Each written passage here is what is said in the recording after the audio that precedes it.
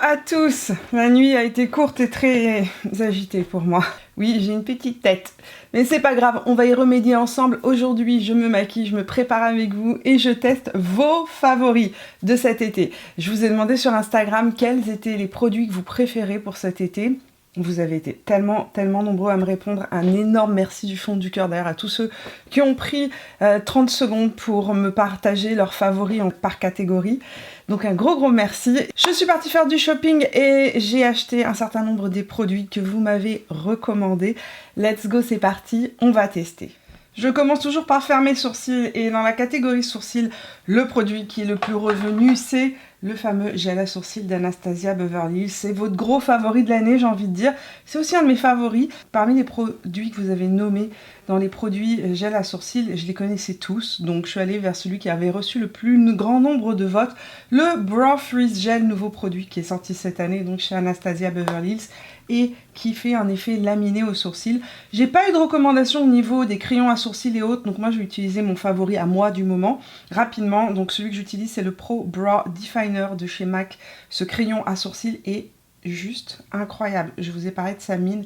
Il a la mine la plus petite sur le marché actuellement et ça permet vraiment de faire du poil par poil, mais avec un crayon, pas avec un feutre, et donc c'est beaucoup plus facile. On va passer à l'application du gel à sourcils. Et comme je vous ai dit, ce gel à sourcils, je le connais très bien. Lorsqu'il sèche, il a un fini mat, il ne laisse pas de résidus dans les sourcils. Et ce que je trouve absolument incroyable, c'est la tenue qu'il a. C'est une des tenues les plus hautes, voire la tenue la plus impressionnante que j'ai pu voir et tester sur le marché. Je vous le recommande vivement si vous avez des sourcils qui ont du mal à tenir en place. On passe à la catégorie fond de teint. J'ai pas eu de proposition de primer ou de base. Je pense que vous étiez nombreux à avoir déjà vu ma vidéo dans laquelle je vous ai dit les produits que je n'utilisais plus. Donc j'ai pas eu de proposition de primer ou de base et directement le fond de teint. Moi j'ai appliqué mon solaire aujourd'hui comme toujours en ce moment. C'est celui-ci que je mets. C'est un solaire SPF 50 coréen de la marque Round Lab. Maintenant nous allons donc passer immédiatement au fond de teint. Et à ma grande surprise, le fond de teint qui est revenu le plus souvent, c'était la CC Crème d'Herborian. La CC Crème d'Herborian, c'est un produit que j'utilise depuis des années, qui ne me quitte pas de l'été et que j'utilise constamment. C'est un produit que vous allez voir dans mes vidéos du mois de juillet. Donc je me suis dit qu'on allait se pencher vers le deuxième produit le plus mentionné. Comme ça, j'allais découvrir un nouveau fond de teint. Je ne sais absolument rien de ce fond de teint, c'est vous qui me l'avez recommandé. Donc en deuxième position, selon vos fonds de teint favoris de l'été, c'est le Fenty Beauty, le Soft Lit. Nouveau fond de teint donc de chez Fenty, que j'avais pas du tout l'intention d'acheter, ni de tester, j'ai envie de dire.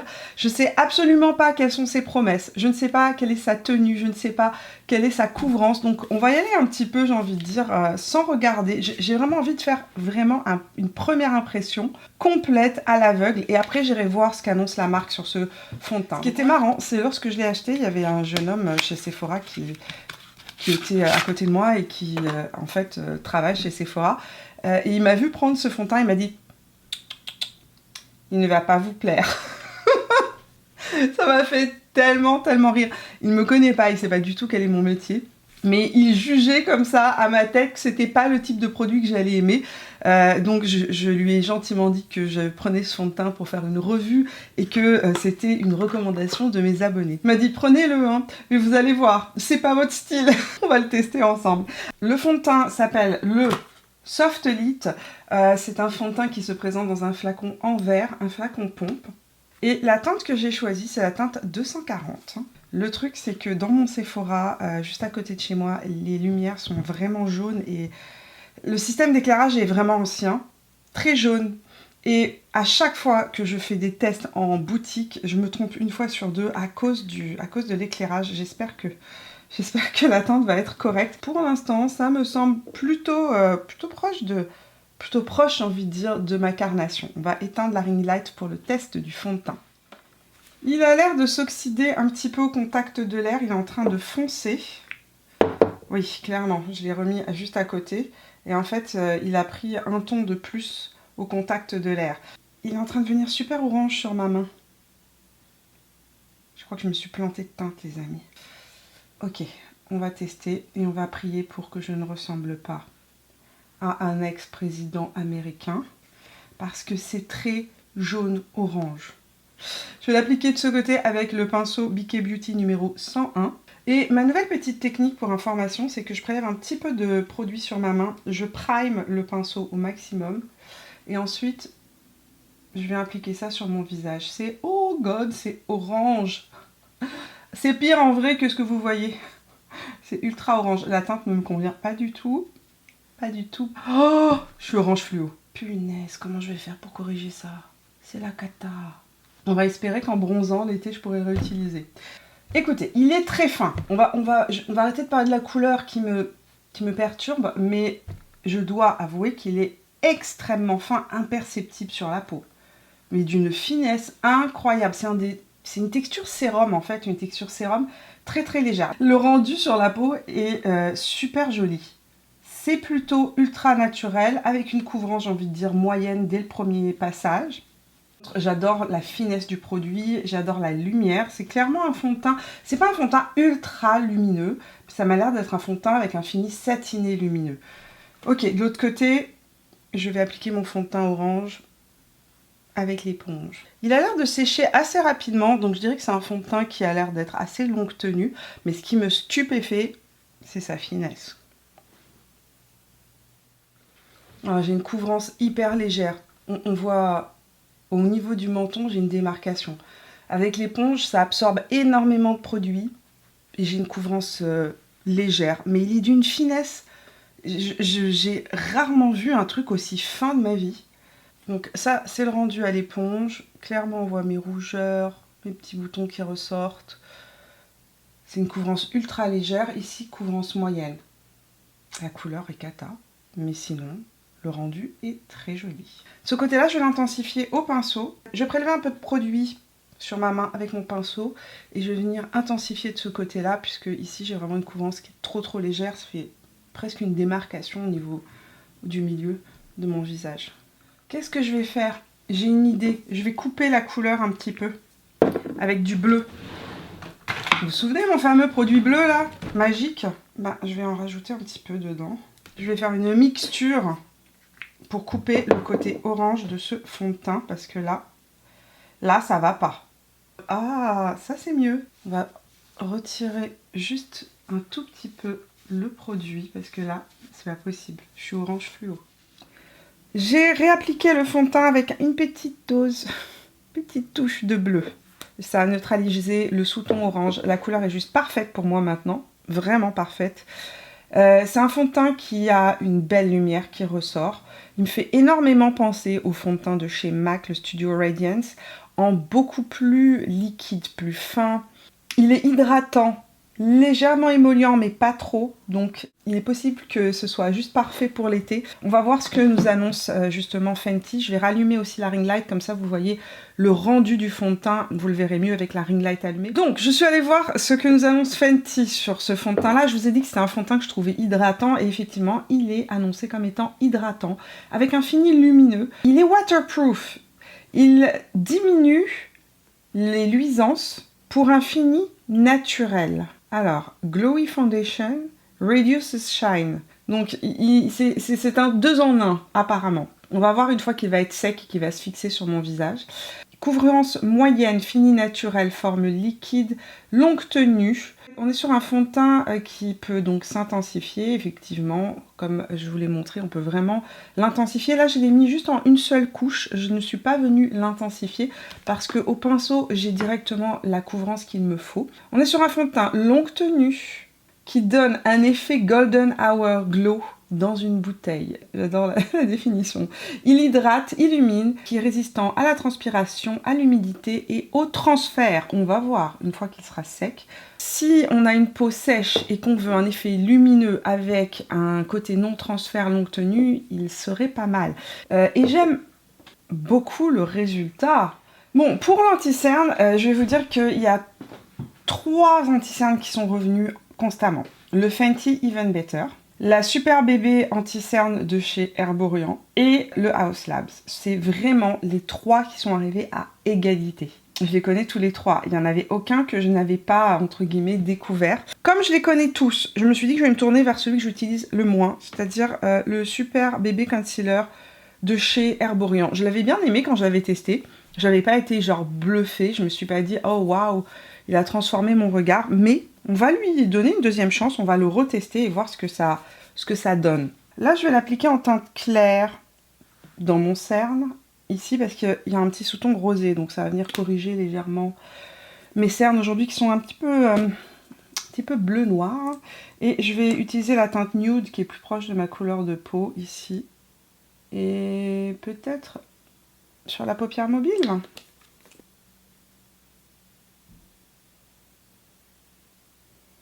J'en ai mis une petite quantité. Mais je trouve que voilà, la couvrance reste très naturelle. J'aime le côté assez lissant de cet anti-cerne. Mais je trouve que la couvrance, j'ai envie de dire, peut mieux faire. Maintenant, j'en ai mis une micro quantité. Peut-être qu'il faudrait que j'en mette un petit peu plus. Mais il est ultra fin, ultra naturel. Il éclaircit effectivement bien le contour des yeux. Il donne une belle lumière. Il est hydratant, lumineux. C'est un bel anti-cerne, mais couvrance, j'ai envie de dire légère. Vraiment couvrance légère. Je vais en remettre un petit peu ici au creux du cerne parce que je trouve vraiment que la couvrance est trop légère. Je vais le laisser poser quelques secondes et puis je vais venir l'estomper après. Bon. Clairement, pour l'anti-cerne de Herborian, c'est un anti-cerne qui est vraiment naturel. Je trouve, franchement, même en venant d'intensifier comme ça, qu'il disparaît dans la peau. Donc je comprends que vous soyez nombreux à l'aimer parce qu'il est hyper naturel. Très hydratant, effectivement, ça je le sens clairement sur mon contour des yeux, donc c'est un anti-cerne qu'il ne faut pas appliquer après avoir mis entre guillemets des crèmes riches, sinon il risque de filer dans les ridules. Pour l'instant il est en place, il est joli, il est très frais. La seule chose que je regrette moi c'est le manque de couvrance. Aujourd'hui j'ai vraiment un cerne qui est beaucoup plus marqué que d'habitude parce que j'ai pas dormi cette nuit. Vous le verrez peut-être pas ici, mais on voit en vrai... On voit encore pas mal l'ombre de mon cerne qui ressort. Mais ça reste tout de même un très joli anti-cerne hydratant et fait frais, qui ne marque pas les ridules, qui reste en place. Donc oui, mais pour un make-up plus, j'ai envie de dire, un make-up plus naturel. Alors au niveau des bronzers crème ou contours en crème, on m'a beaucoup parlé des Halo Glow de chez ELF, qui sont des produits que j'aime, que je connais et que j'utilise depuis très longtemps. J'aime énormément le rendu qu'ils ont sur leur peau. Je pense qu'au niveau des produits crème, formule bronzer, de tout ce que j'ai pu tester dans le petit prix, c'est ma formule préférée et de très loin. C'est un produit que je vous ai montré vraiment 1 million de fois en vidéo, donc j'avais envie de tester une nouveauté pour cette vidéo et vous étiez plusieurs à me parler au Québec de ce produit de chez Makeup by Mario, donc je l'ai acheté. C'est le Soft Sculpt Bronzing and Shaping Serum, donc ça sert à la fois de contour et de bronzer. On est apparemment sur un produit très fin. C'est une nouveauté de chez Makeup by Mario qui vient de sortir. J'ai choisi la teinte Light Medium. Le produit se présente comme ceci, ça m'a l'air lumineux. C'est assez étrange parce qu'on est sur un produit, j'ai envie de dire un produit qui est annoncé comme étant un produit contour, mais clairement, je pense que vous allez le voir, il y a un côté un petit peu perlescent à l'intérieur, ça me fait penser à son fond de teint que je déteste. Oui, j'aime pas son fond de teint comme ça, qui fait une peau un petit peu métallisée. Donc j'espère que je vais pas être déçue. Là, j'en ai sorti une petite quantité, la teinte m'a l'air pas mal. Oh, la teinte m'a l'air vraiment très bien. Effectivement, c'est une texture gel. Donc je l'ai mis ici sur ma main pour que vous puissiez voir le rendu. Comme ça, de visu, je ne vois pas de paillettes ou d'effets métallisés. Donc j'espère que c'est juste le packaging qui donne cet effet-là. Regardez ça, magie du produit. On l'ouvre et en fait, il y a un applicateur, comme un applicateur d'anti-cerne, j'ai envie de dire. Donc vous pouvez ou le mettre sur votre main comme ça, ou venir l'appliquer. Ben, moi, je vais l'appliquer comme ça. On va voir ce que ça donne déjà avec cette application-là. C'est très léger, très transparent. Ça fait vraiment un effet, j'ai envie de dire, no make-up look. La couleur est effectivement ni trop chaude, ni trop froide. C'est tellement transparent qu'on pourrait effectivement le mettre sur tout le visage juste pour se donner un petit côté retour de plage. Effectivement très fin, très joli, à peine teinté, mais fait le travail. Vous voyez ce que je veux dire quand je tourne mon visage, j'ai une ombre qui se crée mais on ne voit pas que j'ai du produit. Franchement c'est joli, je vais venir en prélever un petit peu plus puisque j'en ai mis sur ma main là. On va voir si on peut intensifier un petit peu la chose. J'aime vraiment beaucoup. Mais c'est très joli. Alors le produit pour information est disponible en 7 teintes et moi j'ai pris la teinte Donc la troisième teinte, j'ai pris la Light Medium, mais elle existe en pâle et en couleur claire. Puis après, il y a encore 4 teintes au-dessus qui sont plus foncées. On est sur un fini naturel, oui. C'est un produit qui est hydratant. Effectivement, on a une petite sensation d'hydratation. Multi-usage. Qui peut permettre de réchauffer l'ensemble du visage, donc d'où le fait qu'il y ait une pompe en fait. Vous pouvez aussi le mélanger à une crème pour avoir une crème qui devient une crème teintée bronzante. Vous pouvez le mélanger à un fond de teint. Vous pouvez l'appliquer sur les différentes parties du visage de manière précise pour venir sculpter le visage. Donc c'est vraiment un produit assez intéressant, multi-usage effectivement. Alors, parmi vos recommandations blush, ceux qui ont été le plus de fois nommés, et je suis hyper heureuse parce que je pense que c'est une des plus belles créations blush crème qui a été faite cette année au niveau de la pigmentation, au niveau des couleurs proposées, au niveau de tout j'ai envie de dire, c'est le blush liquide camo de chez ELF qui est revenu très souvent. Vraiment, énormément de personnes l'ont nommé. Ensuite, on avait les blush crème de chez Rare Beauty que je connais aussi, que je vous ai déjà présenté et qui sont des dupes. Mais vraiment des dupes de ces produits-là plus chers. Aujourd'hui, je me suis dit que nous allions tester, on va prendre un petit prix, on va tester une petite couleur que j'ai jamais testée. Tiens, on va mettre cette couleur-là. Celui-ci, c'est la teinte Coral Crush. Et comme il est ultra pigmenté, regardez-moi ça, je vais y aller avec une micro quantité. Donc, couleur Coral Crush de chez ELF. C'est super joli. On va passer maintenant à la poudre. Je vais poudrer ma zone T. 2 poudres sont revenues très régulièrement dans vos propositions. La Givenchy Prisme Libre, produit que je connais extrêmement bien, que j'aime énormément. C'est une poudre que j'utilise plus en hiver parce que la couleur que j'ai moi, c'est la voile rosée. D'ailleurs, c'est celle que vous m'aviez recommandée. Et la voile rosée est quand même très pâle pour moi en été. Ça illumine énormément le teint, mais c'est très pâle. Et puis ensuite, on avait la poudre libre de chez Huda Beauty qui remporte la palme des votes, donc c'est celle que nous allons utiliser. La couleur que moi j'aime beaucoup utiliser, c'est la couleur Peach, mais je ne l'ai pas en grand format et elle est dans ma valise. Mes valises sont en train d'être faites, donc je ne veux pas tout défaire. Donc je vais utiliser la Pancake, qui est celle qui reste ici. Rapidement, je vais aussi poudrer mon creux paupière, mon angle interne, mon ras de cils et mes cils, puisque on va continuer maintenant, on va faire une pause de teint et on va passer aux yeux.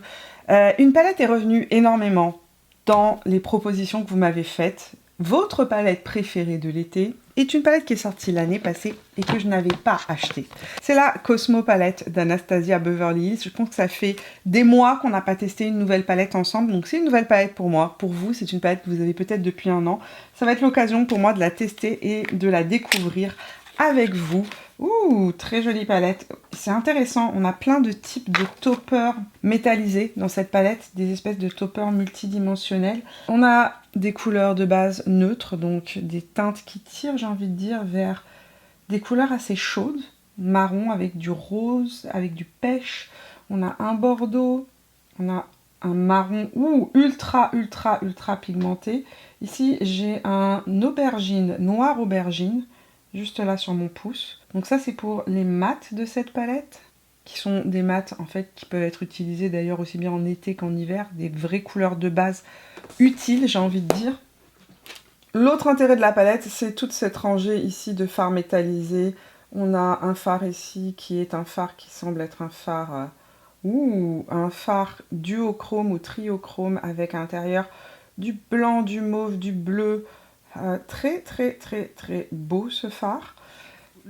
Au niveau des toppers, on retrouve des couleurs un petit peu couchées de soleil, ce bleu qui est absolument incroyable. Ici, on a un vrai gris métallisé. Là, un topper absolument incroyable avec du doré, du vert. Très beau. Et ici, encore 2 fards, un noir, bleu, très intense, pailleté. Ça va être beau, ça va faire des smoky. Et cette couleur-ci, donc qui est un autre fard, j'ai envie de dire duochrome ou multichrome. Ah, c'est assez intéressant. Ça se swatch très bien. On va se jeter à l'eau, on va faire un petit make-up. Ça fait longtemps que j'ai pas testé une nouvelle palette. Je me sens comme une... je veux dire, mon âme de débutante renaît avec cette palette et j'adore. Pinceau 228 Luxe Crease de chez Zoeva et la couleur Space Dust. Appliquer ça en creux paupière. Une couleur super douce, un très joli brin de transition un petit peu chaud abricoté. Avec un pinceau boule, je vais appliquer la même teinte en ras de cils inférieur. Là, je prends le pinceau 02 Max de chez Reifer et je vais prélever la teinte Sun, qui me fait effectivement penser à une Golden Hour. Je vais poser ça en angle interne et en angle externe. Oh que c'est beau. Oh non, je vais découvrir une palette que je vais trop aimer et que je vais pas pouvoir emmener en voyage avec moi parce que quand je voyage, je peux pas emmener beaucoup de produits avec moi. On va la mettre, allez hop, sur toute la paupière mobile. C'est tellement joli, la couleur. Oh, c'est trop beau. Pourquoi j'ai attendu autant de temps pour acheter cette palette? Dites-le moi. Pinceau 221 de chez MAC et la teinte Mars que je vais utiliser pour accentuer mon angle externe.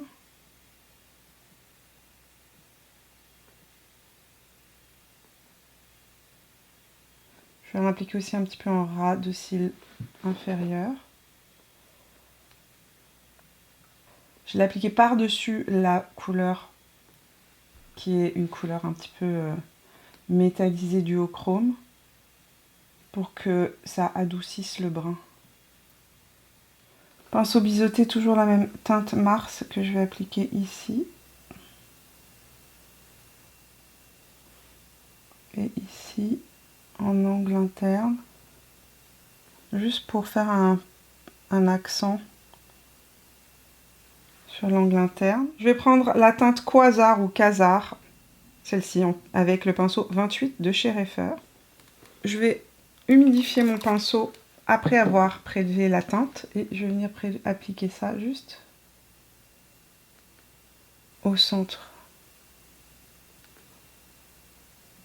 Je reprélève la couleur Sun que j'ai appliquée sur toute la paupière mobile juste pour appliquer un peu plus en transition ici. Pinceau 23 de chez Reifer et je vais reprendre la teinte Sun. Je vais appliquer ça ici en ras de cils. Je vais mettre un crayon marron en muqueuse intérieure de mon regard et du mascara. Pour le mascara, le seul mascara que j'ai pas eu beaucoup de recommandations, mis à part un mascara de couleur, j'ai envie de dire Bourgogne, donc Burgundy de chez Maybelline, le Sky High, je ne l'ai pas trouvé. Je suis partie à la pharmacie à côté de chez moi, il n'y avait pas. L'autre mascara qui est beaucoup revenu, c'est le Clinique. Celui-ci, c'est un mascara que je connais, que j'utilise avec une base. Donc je vais appliquer une base à mascara, le Max Tax, et je vais appliquer le mascara Clinique. Donc la base que j'ai appliquée, c'est celle de chez MAC, et ça fait quelques jours que je la teste. Je vous en reparlerai bientôt.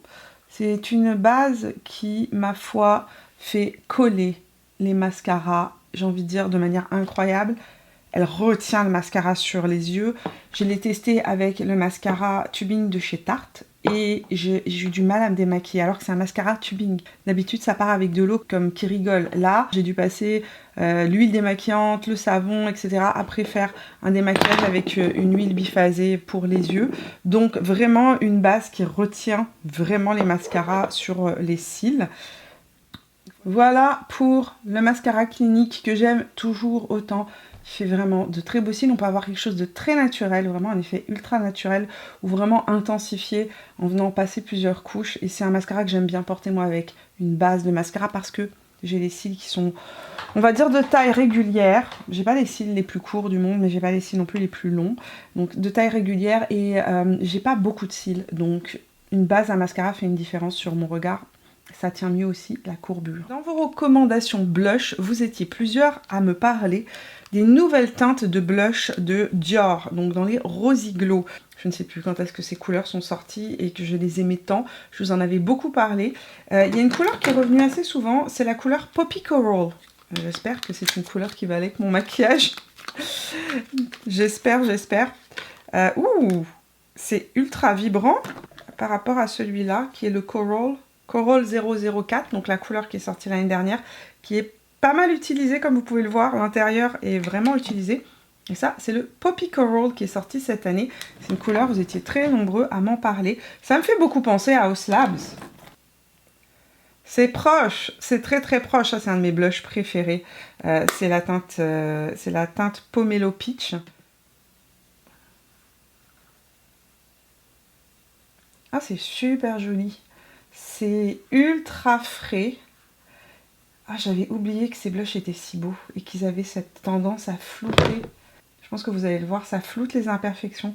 Je veux pas trop en mettre. Je ne vais pas charger la bête, j'ai envie de dire. Parce que c'est juste parfait. C'est juste un flush rose, orange corail. Ah, c'est trop beau. C'est une couleur qui donne de l'éclat. C'est une couleur qui va être magnifique sur les peaux bronzées cet été, sur les peaux mates. Franchement, j'aime vraiment beaucoup. Je pense que ce sera une couleur aussi qui sera très très jolie sur les peaux plus claires parce que moins orange que celle-ci qui était sortie l'année dernière. Il y a plus de rose. Et toujours, ce que j'aime beaucoup dans cette formule des blushs Dior, on est sur un produit qui teinte la peau.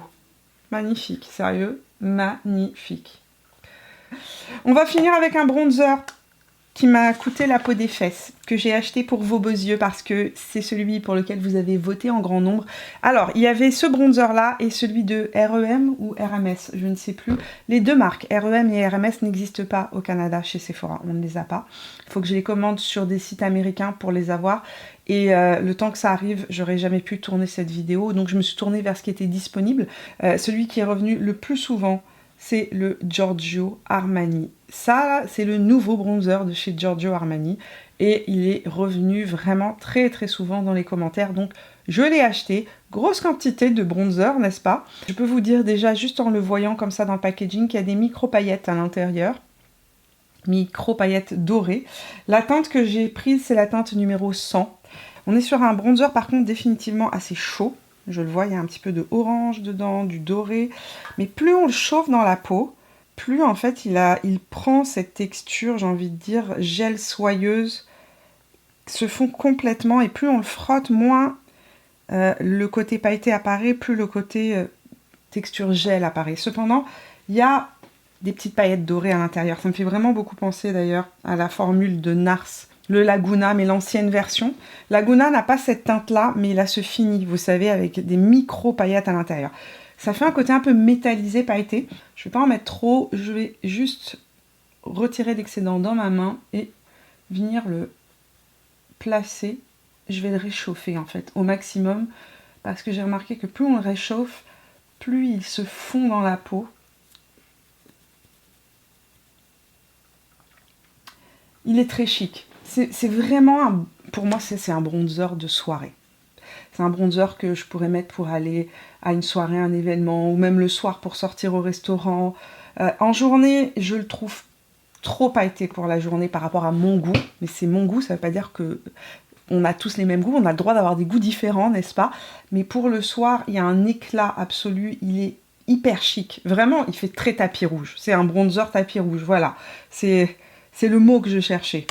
Pour les produits lèvres, on a eu deux grands clans qui se sont affrontés, les rouges à lèvres mat et les rouges à lèvres huile à lèvres ou les huiles à lèvres. Les huiles à lèvres de chez NYX sont beaucoup ressorties, celles de Guerlain aussi. Moi, dans mes tiroirs, j'ai celles de chez NYX, donc je vais commencer par tester ça. Et puis, l'autre clan qui s'affrontait à égalité, c'était le clan des rouges à lèvres mat. Mais il y a un rouge à lèvres mat qui a remporté véritablement, j'ai envie de dire, qui a été nommé à de nombreuses reprises, qui est vraiment sorti du lot. C'est les nouvelles formules de chez MAC, les Maximal Mat. Des rouges à lèvres qui sont mat, longue tenue, ultra fins, qui ne marquent pas effectivement les ridules de la lèvre et que vous avez nommé vraiment très très très souvent. Ils sont vraiment longue tenue. C'est pas des rouges à lèvres sans transfert. Il y a du transfert, c'est ce qui leur redonne aussi ce petit côté un peu plus confortable. Mais par contre, effectivement, très longue tenue.